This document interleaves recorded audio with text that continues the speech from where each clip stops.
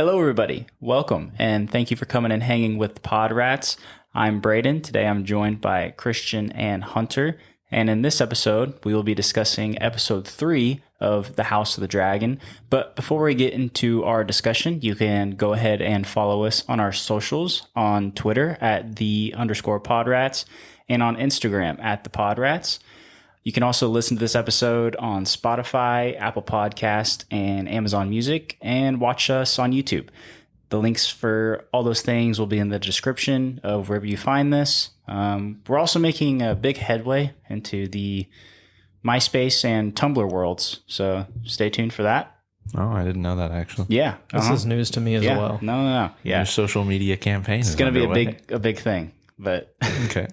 Anyway, let's get into this week's episode, the second of his name. But yeah, so this week's episode is about 3 years set after episode 2.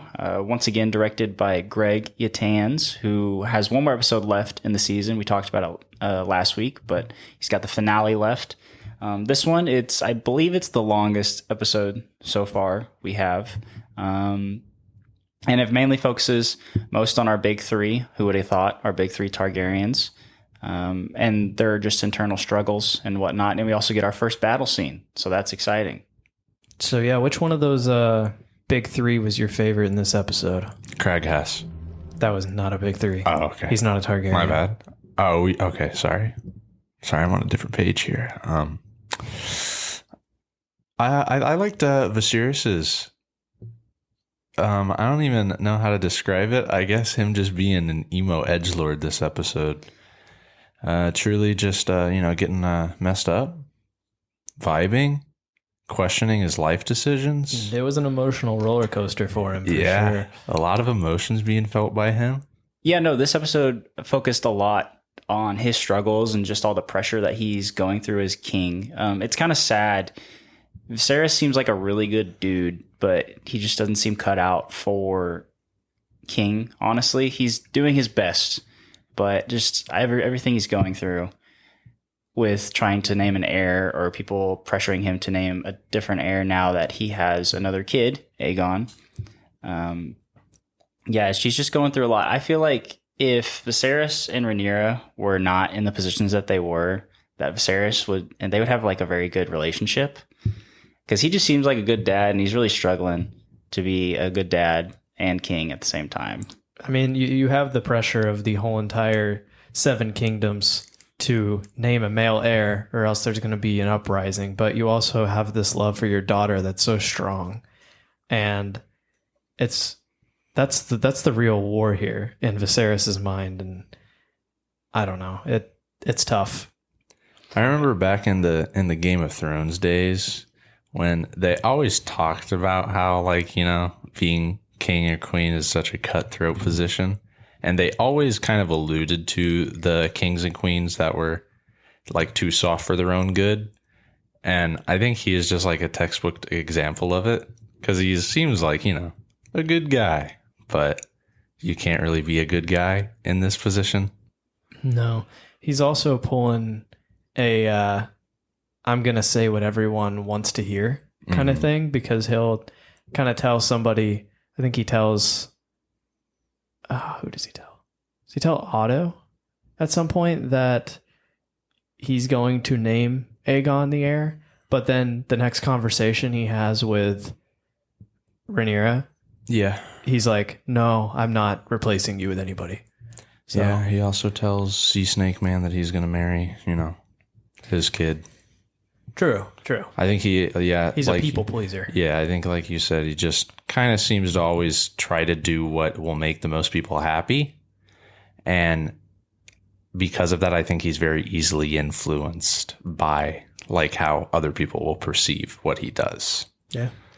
But yeah, Viserys, he's not always politically motivated. Like, for example, with him marrying Alicent when he had Valerion to marry, that would shore up more of his power in the realm. He also does it towards the end of the episode, just to skip ahead a little bit, with Daemon, where Daemon might see his move as being politically motivated, Viserys' aide to Daemon as politically motivated, where he's like, okay, well, I'm going to help my brother in the Stepstones to show that the kingdom will get this done where Daemon and the Sea Snake haven't. I feel like Viserys more so sees it from he's wanting to help his brother and he doesn't want to see his brother face peril or death. But that's not how Daemon sees it at all. And that's actually where we go with Daemon is he immediately takes action so his brother doesn't come to help him and doesn't undermine what he's been doing. But from Viserys' point of view, I think it's purely out of love for his brother and his family. So he does see the world a bit differently, I feel like, than a lot of people, a lot of his advisors, for example. Yeah. Yeah, that was my favorite part about the episode, really, is that part when Daemon gets the letter. And it was just so nice, even though like they weren't on good terms at that point. And it was just a nice little letter about, hey, I'm going to send you help, brother. And then Daemon just wants all the glory to himself. So yeah, he just springs up and takes action immediately so that he can be the one that's put in the history books. He also beat the shit out of the guy who gave him the note. Yeah, he did. For no good reason. He did. Daemon's truly a cool guy. Yeah, super cool guy. Yeah. Cool guy. At the end of the episode, when Daemon does go walk on to the Krabby the Baddie's land, and he goes alone, that was part of the plan of the Valerians and what they were putting together when he got that letter, right? Correct. Does that include, like, did Viserys' help come in that last battle? No, because they were planning that before that letter even arrived. Yeah, and that 'cause would have they were in taken the- that would have taken a little bit. So Yeah. the battle at the end of the episode didn't come from, like, Viserys' help didn't get there by No. that battle. No. Mm-mm. Yeah, because okay. they were in the middle of planning that plan when the letter arrived. Oh, okay. Because I thought that all those men that they had were because Viserys sent a bunch of help. But No, Viserys ain't do shit. He did, but didn't in the end. Yeah. I guess. okay. Well, But yeah, speaking of the final battle, we finally get our first battle scene, which is really cool. We get to see another dragon in action, Sea Smoke, who's led by or ridden by, driven flown by Laenor Valerion, who actually gets mentioned once before. He shows up in the episode as a potential husband. I was about to say mate. That sounds a little bit more primal. Potential husband for Rhaenyra. But yeah, I thought Krabby the Baddie would be a more formidable threat. But I guess he was. We just weren't showing it. Krabby the Baddie was so silly because he would just walk out of his cave ominously and stare. And then if the battle was worth fighting or if he could win it, he'd stay. But He'd crawl the back. minute that he realized that he wouldn't be able to win there, he just would ominously walk back into the cave. Yeah, all And, he like, did was walk out and tilt his neck a bit. What's he doing down there? Like, what's he got in the cave? yeah. Seeing Daemon walk out of the cave with half of his fucking body was fucking awesome. Like, that was pretty fucking cool. Yeah, do you guys like the choice of not showing their interaction in that cave, just coming out with Daemon victorious? I mean, like you just like we were talking about, like you just talked about. I mean, Krabby the Baddie kind of seemed like a little bit of a lame-o in hand-to-hand combat, so I'm sure it wasn't all that eventful. I mean, Daemon was pretty bloody, but who's to say that that wasn't Krabby's blood? Yeah, So, That if Daemon was able to chop him in half like he did with arrows in his body, true. He was injured. he was in He fact hobbled injured. into that cave It- chasing him and must mean still beat that- his ass. yeah, it must mean that Krabby the Baddie wasn't very I think Krabby the Good Baddie is more combat. of a mastermind, a strategist. a strategist, if you will, than a hand-to-hand expert combat man. I would agree with that. But Daemon was fucking ruthless anyway. Yeah, of course, as he should be. Let's talk about Rhaenyra for a second. So Rhaenyra in this episode, she kind of starts out as being really pissed off about, still after 2 or 3 years, she's really pissed off about Alicent. And her and Alicent have some beef because obviously Alicent and her father are fucking.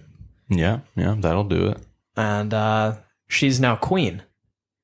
And Rhaenyra doesn't really... I don't know that Rhaenyra really likes that very much. So, what do you guys think of that scene of them in the God's Wood? Is it the God's Wood? Where she was reading her book? It's God's Wood, King's Garden. I don't know the exact name of it. I should. But yeah, there's a lot of little intricacies and tensions in their relationship. We did learn. We've talked about the last 2 episodes, I think, where there might be some romantic sexual type tension between Alicent and Rhaenyra, and the actress that plays Alicent actually said if it comes off on screen it was meant to be. So there is something slight there. Yeah. So that has something to do with it, and also she just feels betrayed by her friend, who is now in a higher standing than she is. We saw that with I think it's a troubadour is what that guy's called. Yeah. How she commands him to go away. Yeah. It'd be weird having like a your bard. friend. Yeah, your bard. Yeah. It'd be weird having, your friend be your mom. Yeah. I mean, and honestly, like, yes, Alicent's in the wrong here a little bit, but she was put to do that by Otto, and ultimately Viserys is the one who made the decision.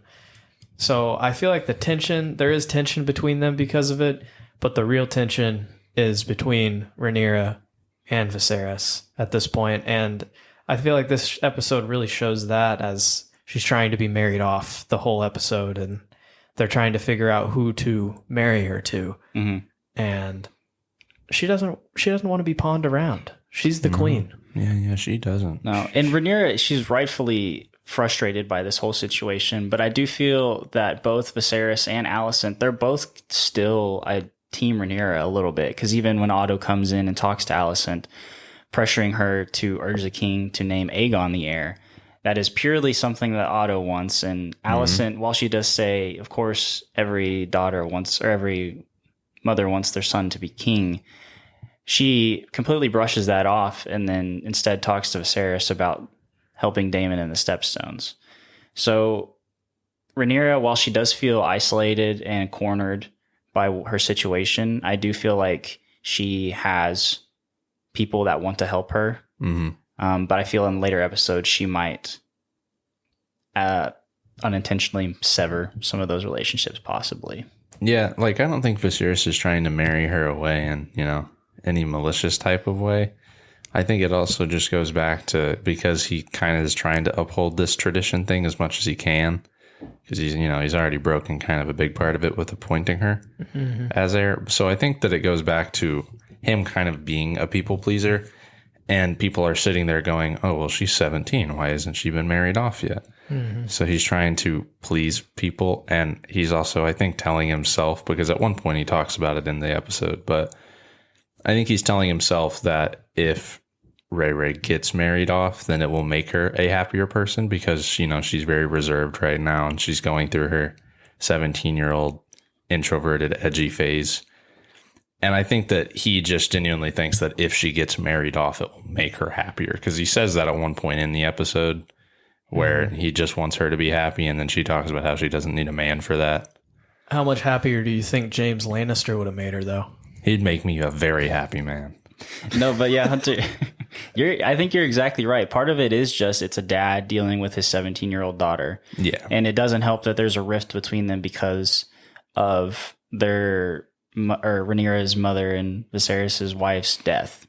Mm-hmm. But much of it is it's just a father not being able to understand his daughter. And it doesn't help that they already don't talk enough. Yeah. They don't communicate. He's trying to do what he thinks is best for her, but what the 50-something-year-old man thinks is best for his 17-year-old daughter is usually not what's best. So that's true.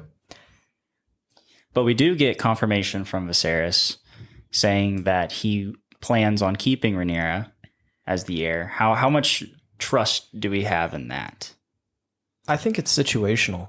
Literally, I don't know if he knows what he's going to do, so he's just telling everyone that he's going to make a certain decision. But I really think it depends on what happens with the stuff with Daemon and all that. I feel like that's going to have a bigger impact on what's to come. Yeah, and it really, does become an issue if Viserys ever does pass, or unexpectedly or expectedly of old age. I don't know what his Or his finger shit he's got or going his on. fingers, or his fingers goes to the rest of his body. But I just feel like he can say this that she will be heir, but then as soon as he's gone, everything just goes to shit from there. Yeah. But it is interesting having that scene during the hunt at the bonfire where Viserys is very drunk, just telling Alicent how horrible he feels for the death of his wife and how responsible he feels for it, just because he wanted a son and he wanted his son to be king. And then he does name Rhaenyra to hopefully be rid of that grief. And then that doesn't happen. And he just doesn't know what to do with it. So he has all this built up emotion. And then he's got people telling him, well, you need to name your son as heir. But he's like, well, I want Rhaenyra to be heir. And I feel like this is a way that I can right my wrongs. Yeah. So, And I think you can see it a lot in this episode, but also just throughout since his wife died. But because he mentions a lot how he, sees a lot of his wife in Rhaenyra. And I think you can see firsthand that when she died, he immediately tried to start getting his relationship with her stronger.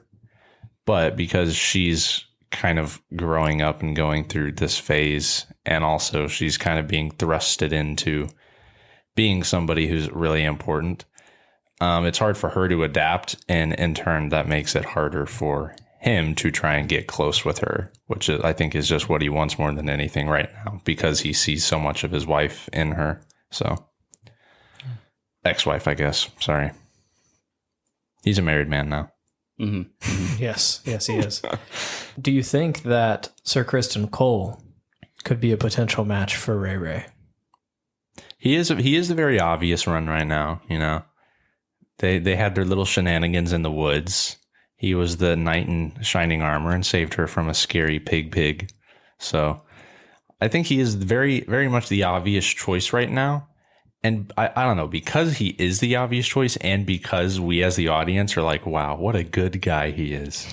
I feel like being Game of Thrones that they won't do that. You know what I mean? Yeah. And I think another thing is he doesn't have the name. Yeah, exactly. He doesn't have name value. I'm also not entirely sure that he understands some of the politicking, because I know Rhaenyra does ask him, what will people do if I'm queen? Or something along those lines. And he just says, well, they'll just have to deal with it. Yeah. And that's not something that people are going to do. They won't have a choice. So he gives her an answer that comforts her, but I don't think he fully understands the situation that's going on. And I mean, he's always going to be biased towards her because of what she did for him, naming him, to the Kingsguard. So it's a tough spot for him to say, yeah, they're all going to hate you. How does he respond to that? Mm-hmm. Right. So it's interesting how we've had other suitors, potential suitors, as Otto so graciously recommends to Viserys of marrying Rhaenyra off to her 2-year-old brother, Aegon. Mm-hmm. It's quite the match right there. Mm-hmm. Yeah. I think... I bet Rhaenyra is really excited for that one. Yeah, she seemed really happy with that one. I think Otto... he might be showing his cards a little too much to Viserys right there. Yeah, I think he is. Because he's making it very obvious. Yeah, Viserys clearly understands you're just wanting this because that's your grandson type thing, Mm-hmm. But then also we have Lord Strong. I feel like he is probably the best advisor for Viserys. I'm not gonna lie. I feel like he's just giving it to him straight. Yeah, he's very blunt. The past 2 episodes of, hey, here is why I think this person should be or is a good match for who you should marry. And he tells Viserys that in episode 2 that he should marry the 12-year-old Laena, and then in this episode that Rhaenyra should marry Laenor for the same reasons that he described in episode 2. Yeah. And it's good reasoning. And I think it'd probably be a good match as well, but it's just what Rhaenyra wants, because Viserys says that she will be able to marry whoever she wants. So. I mean, what advice from from Strong there though, because at the end of this episode we get such a power showing from Laenor Velaryon. Like, could you imagine Dragon homies. Ray and Laenor flying together? Two dragon Smoke riders. and Syrax, man. Woo! It's not bad. That'd be a crazy duo. It's not bad. It would be a very powerful one. Lord Strong got that strong advice. Aside from, the age of Laena being 12, yeah, I agree. So what did you guys think of when Sir Criston Cole and Ray were sitting there overlooking that beautiful view and the white stag shows up? Like, what kind of symbolism is that? I think it's symbolic of how much that hunting party is ass, man. How did they not find that thing, bro? It just walked right up to her. And then they tried to, Sorry, that part got me riled up. Yeah, let's start our hunting rant right now. Yeah, dude, that part got me riled up. Because I remember when they brought in the one that they brought to the king. And I was like, that's the thing they hyped up? That thing, just a deer. But then 5 minutes later, we got to see the actual one. So I know it's supposed to show a sign of strength when the king, can take out a big beast, a big boy like that. But he looked pretty weak there, in my opinion. Because it could show that he doesn't have that iron hand that he needs. It just shows that it took the hunting party doing all the fucking work for him to show up and just stab it. Try a little to your left, sir. I guarantee you Bobbert didn't get mauled by a fucking boar in Game of Thrones season 1 because they had him tied up. Bobbert was like a Giga Chad, though. Yeah, he probably went toe-to-toe with the boar. Yeah, he was a manly man. So Viserys would never. Yeah, the white heart shown to Rhaenyra. I feel like it's just the writers beating over our heads that Rhaenyra is clearly the protagonist of the story and should be heir. So I feel like we know the showrunners and the writers are very much Team Rhaenyra, and they think that we should be as well. I mean, I am. I'm very Team Ray right now. So far. Yeah. I'm Team Daemon, unapologetically. Well, I'm Team Daemon on that side of it. Yeah, I like both of them. But I'm Team Ray on Viserys' side. Because there really are two different sides here. And I know that it's just kind of just Daemon, I guess, on the other side, but I do like him. I'm Daemon over Viserys, but Ray in the middle of that, if that makes sense. Yeah. As far as who my favorite people are right now.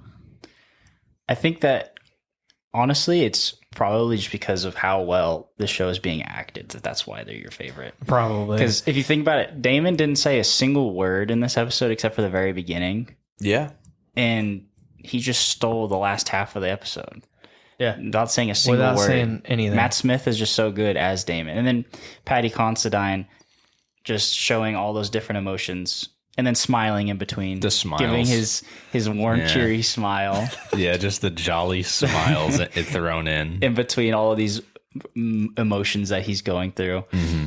Like, he really showed out this episode, I feel like, Paddy Considine. Yeah, no, he was really good. And then Millie Alcock just brings it. She brings it every episode. Oh, man. And I feel like we're going to keep talking about it, but I'm just so sad that she's not going to last the entire season as Rhaenyra, that we're going to get a character change. It is really funny seeing all the tweets. I remember when episode 1 came out, or 2, I can't remember, and all the tweets that people were talking about are hey, don't get too attached to these characters because they're going to be gone. Yeah. Dude, she's just so... This episode specifically, she was a badass. I know that Criston Cole delivered the blow to that boar, but as soon as it started wiggling again, she jumped on it, man, and she got bloody. She got down with it. She did get jiggy with it. And then she just looked so badass with all the blood on her face and in her hair. She plays the Targaryen very well. She does. She very much owns that. I think everyone was a little intimidated when she rolled back up into the camp with a boar. Up. Yeah. And I mean, it was a little boar, but still. Hey, she did what Bobby B could not. Facts. That is and that was she didn't true. get mauled by a boar. That boar yeeted Criston Cole, though, huh? Dude, I was like, holy shit, that thing is dangerous. Because this sent him like 20 feet. Dude, boars are mean. Yeah, they're not nice. So my favorite part of this episode was by far when Daemon went up to surrender to Krabby the Baddie. And he had everyone on that sand pit convinced. And then he just whips out the knife, goes with the back of the leg stab, and starts going ham. I love the way the action was shot. And it was just Daemon versus everyone. And he was beating ass for so long. Yeah, Daemon really gets to show his swordsmanship there. And you're talking about that now. I'm just thinking about all the different types of warriors in Game of Thrones. And I feel like Daemon would definitely wipe the floor with Jon Snow, man. Oh, dude. He probably would. He seems a lot quicker. Yeah, much more ruthless. Yeah, Jon just seemed a little slow. I mean, yeah. Daemon would beat his ass. But yeah, no, it's cool seeing him chop through everybody. All those NPCs, all those bots. The NPCs. But it is really fun, that whole sequence, the way they put it together, how you have Daemon just fighting through these waves of Krabby the Baddie NPCs. I was trying to think of a way to something to call them. Free city folk, I guess you could call them. And then it just keeps cutting to Hunter. Give me a good pronunciation of Krabby the Baddie. Yep, there we go. Yeah. And how he just keeps looking at the skies, waiting for the dragon to that part come. was so funny. I really liked how they put that together. He really did not believe that they would just waltz in without a dragon. And every 5 seconds, he was just glancing up, waiting. He ended up being right. That part was so funny. They did get Daemon with a few arrows. They did, in fact, get him. Is realistic. Yeah, they did shoot about 500, so it's... I mean, they landed The like chances. 2. The chances are good. Yeah, they landed like 2, so... Yeah. Very poor accuracy. Yeah. Well, hey, they're free city folk. yeah, They're not very trained. They're just doing what they're told. They're the NPC bots, man. They're unnamed characters. They're They don't- unnamed. They're the stormtroopers. They don't have to be good. I'm not going to lie, though. I think Sea Smoke A might lot be of my... S's. S Sorry. dragons. Yeah, there are. Syraxis is a C. Yeah, okay, yeah. Same sounding. But it sounds the same, yeah. And then we got Sea Smoke. But I think Sea Smoke's honestly the coolest of the three so Bro, far. Sea Smoke is so sick. I loved the coloring in the light. He looked, or like in that dark scene, I guess. Mhm. He looked really fucking cool, flying through the dark smoke and. Yeah, he's like a pale dragon. Such a good name. I know, Like, dude. it's That name obvious. is so sick. Like, once you hear the names, like, of course. Yeah. Sea Snake, and you have Sea Smoke. Sea Smoke is such a good name for that Yeah. dragon, man. House Valerian. That was so cool. Yeah, when I saw the little Sea Smoke subtitle, I was like, oh, dude, I got goosebumps because it was so good. Well, this episode did not disappoint. I think it was a 9.9 on IMDb. Really? Is what I saw. Yeah. Oh, wow. Yeah, it was a very, very well loved episode. I know I liked it. I liked it a lot more than I thought about that last scene. It stole the show. Matt Smith is awesome. These episodes fly by for me.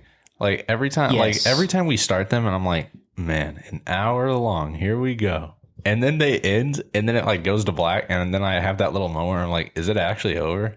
Because I feel like it just started. I thought the same thing because this is the longest episode. It felt the shortest to me. I know. Because, like, yeah, I saw that it was like an hour 10, and I was like, dang, that's a long episode. And it ended, and I was like, I like looked at my watch, and I was like, oh, it's like actually over. Yeah. The pacing is just so well done. Yeah. I'm curious, next episode, how many years we're going to be jumping. Yeah, for real, man. We went 6 months to 3 years, so who knows what's going to happen next. Yeah. Are you guys okay? I just keeping tabs on our time jumps. Are you guys so far still okay with how much we're covering here? I don't mind the time jumps. I think it's fine. I'm okay with it for now. I think there's going to be a really big one next week. I just have a feeling because this battle ended. They do be getting bigger and bigger. And I feel like, Aegon he's 2 years old. So I feel like we're going to get maybe a 5-year jump or something. He's got to be a little bit older of a kid.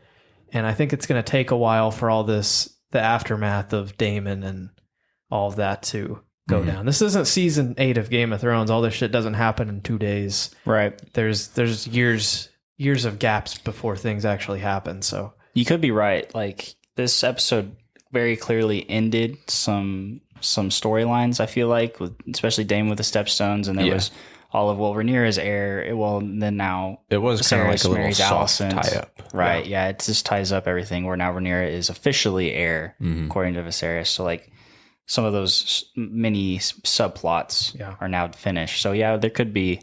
I think it's going to be a big jump, and I think they're going to go right into what's been happening the past couple years since that happened. I think they also might be with these little, like, the jumps that are getting bigger and bigger with every episode. I think they might just be easing us into the time jumps, because it would be really, really harsh if, in the middle of the season, if they just did one big one, then people would not like that. Right. But if you go episode by episode and every single one, there's a time jump, but it's just varying in length. I think it makes it way less harsh than if you just did a huge one. Yeah, super curious and super nervous with how they're going to handle the character changes and stuff like that. It'll be actor interesting. changes, rather. How old can Millie Alcock look before they change? That's what I was thinking about. Because she's 17 in this episode. The actress is 22. And then Allison's actress is 28. So we'll see how far she can go. But yeah. All right. Well, that about wraps up the podcast for the week. We're super excited to be here next week for episode 4. Until then, put yourself first and take care of each other. Bye, guys. see ya.